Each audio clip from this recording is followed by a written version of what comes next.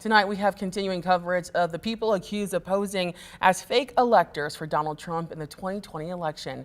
The Attorney General announced charges nearly 6 months ago, and still hearings to decide whether they'll stand trial have not happened.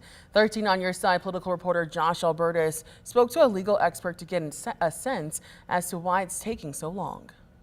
Roughly 8 months after Attorney General Dana Nessel announced charges against 16 people who allegedly acted as fake GOP electors during the 2020 election, the courts are continuing to move the process along, hearing from witnesses in some of those cases earlier this year. We could tell on its that it was not an actual or an authorized certificate of votes. It was not an authorized certificate of votes. It was a fake. 15 defendants now remain, as one had the charges against them dropped as part of a deal with prosecutors.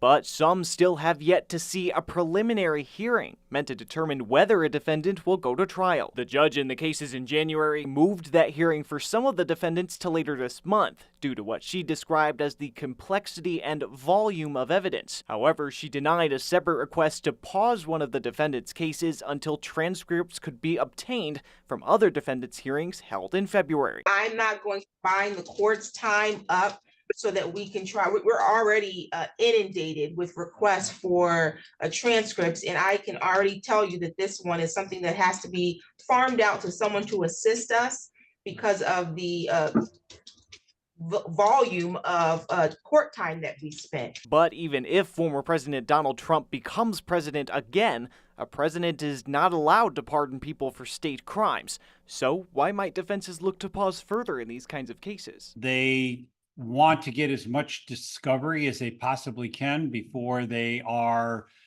required to go to the preliminary hearing stage. Jeff Schwartz is a professor at Cooley Law School. He said given what's been seen already, if the defendants do end up going to trial, he thinks it's likely it would be several more months before they begin. Absent some sort of intervening fact, you're probably looking at 6-8 months before you go to trial after the preliminary hearing. But with the upcoming presidential election threatening to cast a shadow over these cases, Schwartz said should they go to trial and the courts not want to try them during the election, that could further alter the timeline. If it's not tried within, I would say, the next 5 months or so, you're probably looking at after the November election.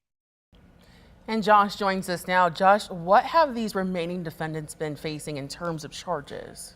Well, Attorney General Nessel charged each of these defendants last August with 8 felony counts each. But as we mentioned, one of those original 16 is no longer facing charges due to that deal that was struck with the AG's office. Josh, thank you.